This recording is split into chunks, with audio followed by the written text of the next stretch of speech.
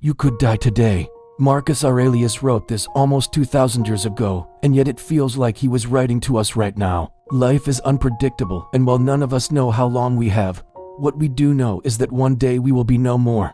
Thinking about death isn't a fun topic, and many of us avoid it completely.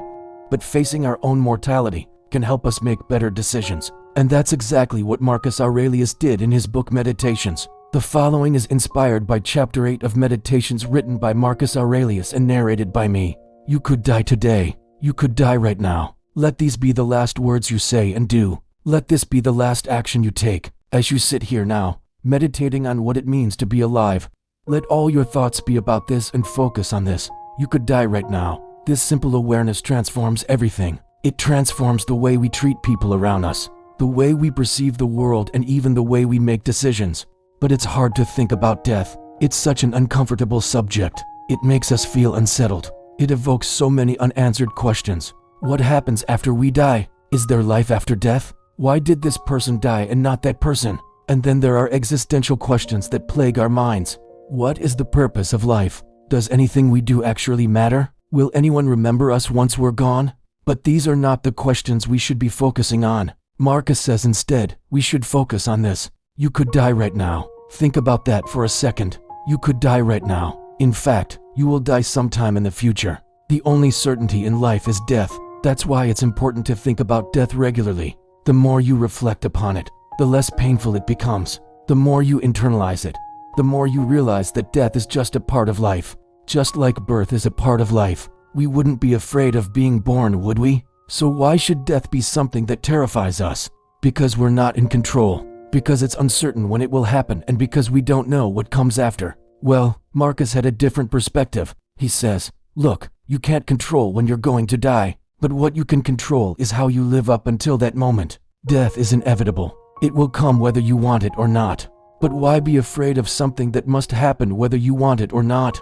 Instead, we should focus on living our lives to the fullest while we can. We spend a lot of time worrying about the future. We obsess over what could go wrong. We waste energy imagining all sorts of scenarios where things don't go according to plan. And yes, planning for the future is important, but so is accepting that we cannot predict the future. Marcus reminds us to live in the present moment. You could die today. If today was the last day of your life, would you want to do what you're doing right now? This simple question reframes our entire perspective. When Steve Jobs was giving his famous Stanford commencement speech, he said, "Your time is limited. So don't waste it living someone else's life. Don't be trapped by dogma, which is living with the results of other people's thinking. Don't let the noise of others' opinions drown out your own inner voice. And most important, have the courage to follow your heart and intuition. They somehow already know what you truly want to become." He didn't know at the time that this would be his last public speech before his death. His words were a powerful reminder to the graduates and to all of us watching around the world that life is short. So pursue what matters most to you. Don't get lost in other people's plans and dreams. Live your own life on your own terms. Many of us work long and hard to achieve our goals. We sacrifice today for a better tomorrow. There's nothing wrong with that. But sometimes we forget that there might not be a tomorrow. Sometimes the goal we're pursuing might not be worth sacrificing today for. Marcus says that every day is a new opportunity to pursue our goals, but also a reminder to accept that sometimes things don't go according to plan, and that's okay. Life doesn't always give us what we want, but we still have the choice of how we respond. Do we complain and resent our fate, or do we accept it and move forward? In the words of Viktor Frankl, we who lived in concentration camps can remember men who walked through the huts comforting others, sharing what little food they had, speaking words of encouragement and finding reasons to keep going. Men who looked up and down and could have easily slipped into despair, but chose not to. They may have been few in number, but offer a shining example of the power of choice. For what matters ultimately is our attitude towards the events that happen to us. We can't always choose the circumstances we're dealt, but we can choose how we respond. We can choose to complain, or we can choose to accept it. We can choose to be angry, or we can choose to forgive. We can choose to give up, or we can choose to keep trying. At the end of the day, it all boils down to a choice. Some people believe that life is all about pleasure. The more pleasure, the better. Hedonism, the pursuit of pleasure and avoidance of pain, is the main goal in life. But Marcus disagreed.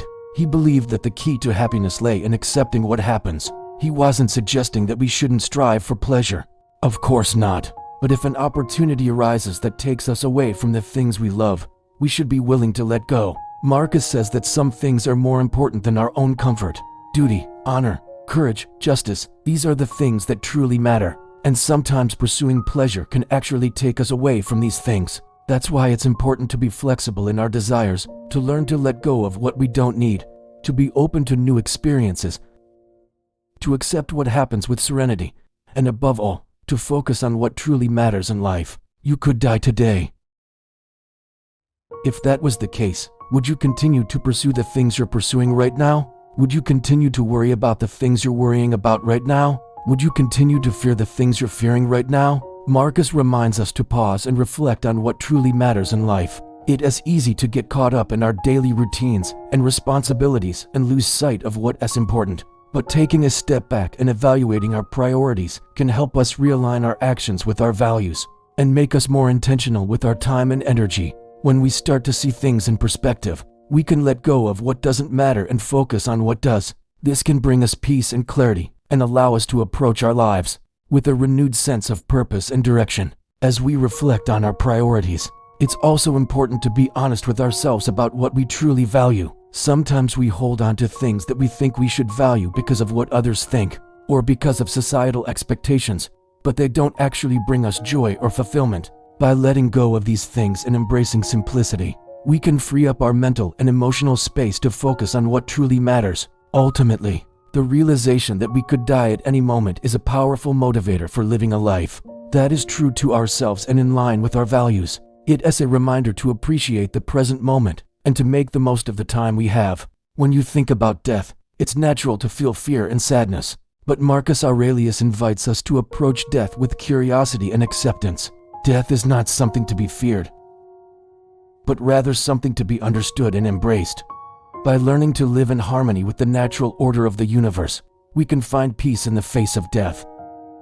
That's all for today. See you next time. The principle "you could die today" from Marcus Aurelius is one of the most profound expressions of Stoic philosophy, reminding us of life's fragility and the urgency of living with purpose. Rooted in the concept of memento mori, remember that you will die. This idea is not meant to inspire fear, but clarity.